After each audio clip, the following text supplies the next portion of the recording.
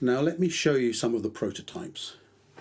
Our first one is rather interesting. It's based on a patent which has been expired for a few years from Lockheed Martin, and the important feature of it is a magnetic beam device. This is an arrangement of 5 magnets which are very large and very powerful, with their south poles pointing inwards, and they produce a square beam which is coming out for at least 100 centimeters or more of very concentrated magnetic force. And it is this beam which we think is going to pass down the center of a water vortex, which is running upwards past the magnet and into this dome and swirls out of here. Now this means that this magnetized water has been restructured in a powerful way and should pass out into our reservoir. Through this it can be recirculated many times until we're happy that adequate treatment has been completed.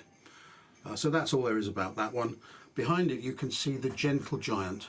This is Schaumburger's water cup, a beautiful thing which is made of 32 individual magnets, each sitting in a pocket, which I haven't demonstrated being filled with magnets. They're just empty at the moment, but they produce south poles. Again, south poles very important, we think, pointing in to surround the flow of water as it runs in from the top cup round and round the bowl and swirls down the plug hole between the magnets.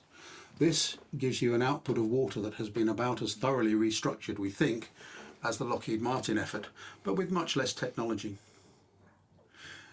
When you're dealing with the north and south magnetic pole argument, it is very true that we have only got very slight research information demonstrating that there's a benefit between south pole and north pole. So here we have a north pole version of the same device with which we can prepare antipole, if you like, water, and we'll test that to see if there is a real difference between the plant growth created from north and south poles. So that's the magnetization of water. Now we need to talk about the Bendel Tower, which is a very flexible device which is designed to contain the same sort of bulb that is used in the Malcolm Bendel thunderstorm generator, which is why it has the name Bendel Tower, but is also designed to be very, very flexible. It has in its base a fog production unit which is quite powerful, a commercial industrial one, and below it it has a number of adapters which just simply slot into place. One of them allows clear fresh air and bypasses the fog, and this one allows ionized air or fog or oxygen to pass inside the machine.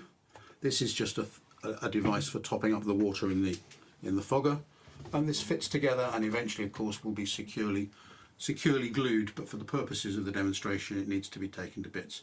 And that gives us a very flexible way of taking ionized air, ionized oxygen, fog, fresh air, whatever, passing it through a UVB bulb and putting it into our target reservoir, which is either going to be the main tank through a bubbler or more likely into our ultrasound cavitation device. In addition, here's my personal favourite because I made it. This is my design for what I hope will be an inexpensive nanobubble producer. The theory behind it is that these tiny little discs in the centre of each holder are very thin polycarbonate filters containing large numbers of 50 nanometer pores, and these pores are going to allow tiny bubbles of air through into a swirling vortex of water produced by a Schaumburger Vortex generator, which is permanently glued on this one. But you can see here is a very simple 3D printed device which is going to make sure that nanobubbles don't stick to the filters but are swirled away into the water and pass out into the reservoir tank or whatever else we decide to do with them.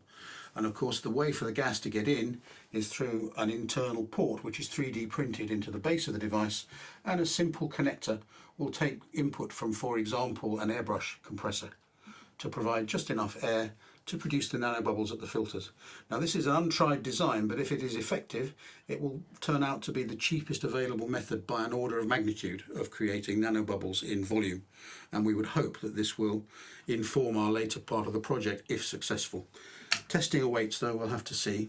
Now just to the right of this is another one of our babies, which is the Omasa. This is a closely spaced stainless steel positive and negative electrolysis cell designed to sit on a fine meshed bubble producer so that powerful streams of air can flow up between the plates and clear off any hydrogen which is blocking them. In practice, these two will sit together, and what goes into here could be air, it could be ionized air, it could be oxygen, it could be all sorts of things. The plates themselves are very cheap. They're made from stainless steel credit cards, which are widely available, and then treated simply to give them a rough surface with ferric chloride etching solution. And together with some 3D plastic spacers, this makes a very good, simple plus and minus set of plates with narrow spacings which are required by the Ohmasa equation.